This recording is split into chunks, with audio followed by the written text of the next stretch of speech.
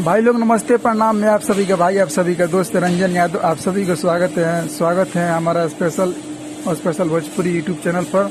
तो trending star यानी hit machine Khesari Lal Yadav ji का जिस गाना का, जिस वीडियो का आप लोग काफी बेसब्री से इंतजार कर रहे थे, जिस गाने का नाम है तेरी मेरी दरमिया, जो कि speed record Hindi YouTube channel पर रिलीज किया जाएगा। और खेसारी जी के साथ में नेहा मलिक है।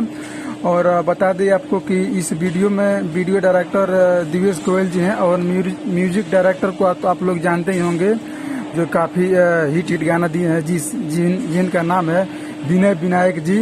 और एक्साइटेड है अनुपम पांडे जी। तो काफ़ी बहुत महंगा बजट का वीडियो है। और अभी इस गाना का रिलीज डेट नहीं मालूम है, लेकिन ये मालूम है कि किस चैनल पर आएगा। तो आप सभी को मैं बताया कि speed record Hindi YouTube channel पर ये गाना रिलीज किया जाएगा।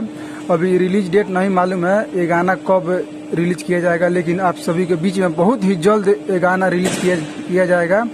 तो चलिए अगले वीडियो में बात करेंगे गाना कब रिलीज होगा, कब नहीं होगा। तो चलिए नेक्स्ट वीडियो में मिलते हैं, तभी के लिए धन्यवाद।